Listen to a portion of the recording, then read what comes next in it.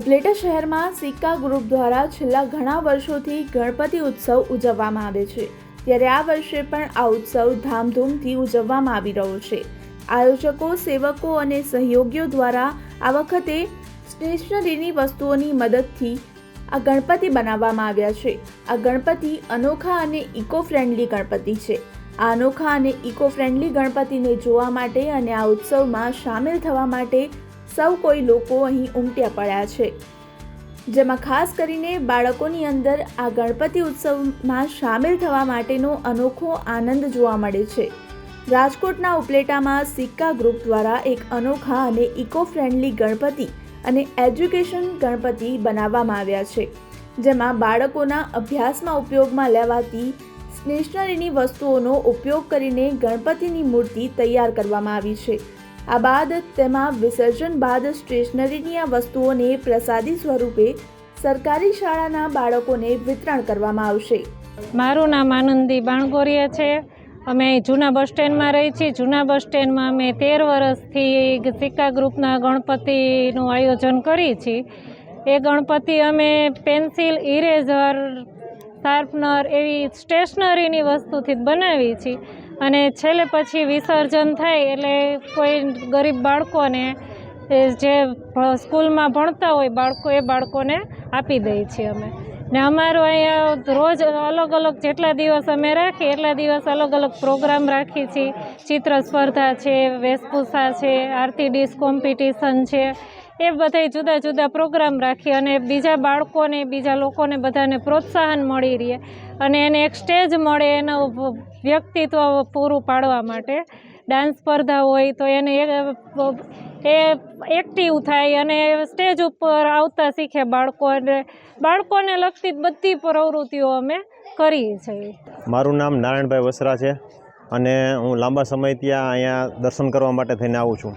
આ ગણપતિ બાપા ઉપરથી એક નોંધ લીધા જેવી એ છે કે આપણે જે નેચરને નુકસાન ન થાય એના માટે થઈને આ education eco and friendly Ganpati Bappa છે। તો આમાં એજ્યુકેશનને લગતી તમામ આઇટમો, શાર્પનર, ઇરેઝર, પેન્સિલ અને કલર આ રીતે બધું છે। તો ખરેખર આમાંથી બીજા લોકોને પણ પ્રેરણા લેવી જોઈએ, કેમ કે આપણે જ્યારે ગણપતિ બાપા વિસર્જન જ્યારે કરીએ છીએ ખરેખર વિસર્જન કરવાના જ ન હોય। આપણે 5 દિવસ, 7 દિવસ, 9 દિવસ ધામે ધૂમે આરતી કરીને એની સાથે આપણે રંગે ચંગે આપણે એની ઉજવણી કરીએ છીએ અને છેલ્લે જ્યારે વિસર્જન થાય છે ત્યારે નદી, નાળા, તળાવ, પાણી પ્રદૂષણ કરીએ છીએ અને ત્યારે એ મૂર્તિઓની જ્યારે આપણે હાલત જોઈએ છીએ ત્યારે આપણે એમ થાય છે કે આપણે આ ગણપતિ બાપાનો પર્વ આવી રીતે ઉજવીએ છીએ તો ખરેખર ગણપતિ બાપાનું વિસર્જન થતું જ નથી, કેમ કે ગણપતિ બાપા છે એ સર્જનકારક છે। એટલે આ રીતના ગણપતિ બાપા હોય તો આમાંથી જે બાળકોને જે પ્રસાદી સ્વરૂપે પેન્સિલ, ઇરેઝર, ચેકરબર જે બધું આપવાનું આવે એનાથી એક નવી પ્રેરણા, નવી ઉર્જા, નવી ઉમંગ અને આવનારી જે નવી પેઢી છે એને પણ ખ્યાલ આવે કે આપણે આ રીતનું જે કોઈ પ્રકારના પર્વ ઉજવીએ આ રીતે ઉજવવા જોઈએ। મારું નામ અશ્વિન સોલંકી, ઉપલેટા મુકામે સિક્કા ગ્રુપ દ્વારા આયોજિત ગણપતિ મહોત્સવ, જેની અંદર eco and educational friendly Ganpati મહોત્સવમાં છેલ્લા 10 વર્ષથી અંદાજિત 80 થી 90 હજાર જેટલી અભ્યાસિક પ્રવૃત્તિની અંદર ઉપયોગી થાય એવી ઇરેઝર, શાર્પનર, પેન્સિલ, કલરના દ્વારા ગણપતિનું સ્થાપન અને નિર્માણ કરવામાં આવે છે।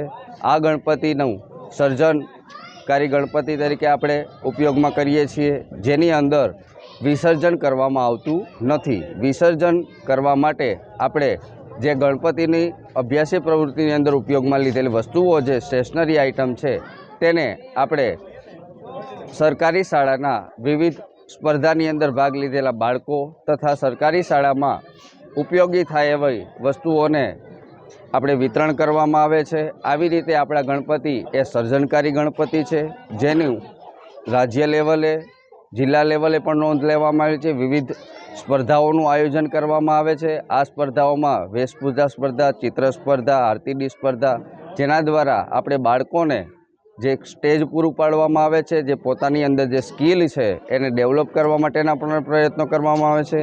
આવી રીતે આ ગણપતિ છે એ એજ્યુકેશનલ અને પર્યાવરણને નુકસાન કરતા ન હોય એવી રીતે આ ગણપતિનું નામ આપણે eco and educational friendly Ganpati તરીકે સિક્કા ગ્રુપ દ્વારા જેનું આયોજન છેલ્લા 10 વર્ષથી કરીએ છીએ, જેની સમગ્ર આજુબાજુના વિસ્તારની અંદર, ગામડાઓની અંદર નોંધ લઈ અને ધર્મપ્રેમી જનતા દરરોજ તેની દર્શન કરવા માટે આવે છે, જેની સર્વેએ નોંધ લીધી છે।